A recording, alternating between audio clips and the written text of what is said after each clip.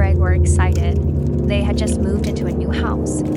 "We are going to be so happy here," said Sue. "I feel so lucky." The house was big with large windows. The garden was green with tall trees. For Sue and Greg, it was perfect. But one thing was strange about the house. It had been empty for a long time.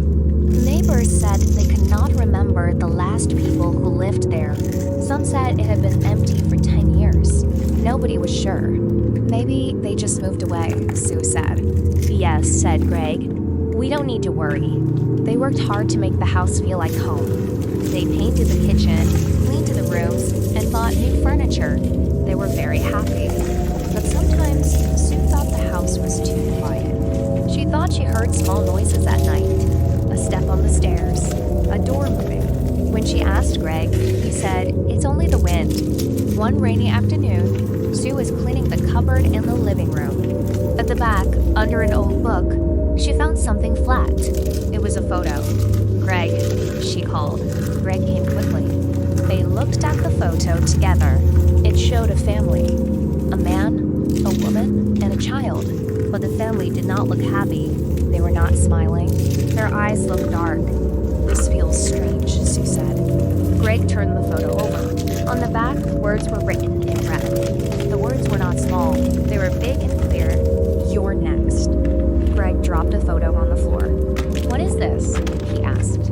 Sue felt cold. Is it a joke? But deep inside, she knew it was not a joke. They stood in silence. The room felt colder. The light outside grew darker. "Maybe we should leave," Sue whispered. "No," Greg said. "It's just an old photo. Nothing more." But that night, Sue could not sleep. She sat in bed, listening. The house was too quiet. Then she heard it. A step on the stairs. Slow, heavy. Another step, and another. She touched Greg's arm. "Do you hear it?" she asked. This time, Greg was awake. "Yes," he said. They listened together. The steps came closer, up the stairs, down the hall, stopping at their door. Slowly, the door moved. Greg jumped out of bed and opened it. But the hall was empty.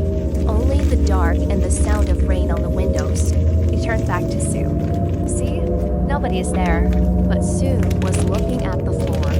Her face was white. By her feet was the photo. The same photo she had found in the cupboard. But now, the picture had changed. The family was gone. The photo showed only two people, Sue and Greg. Terrified,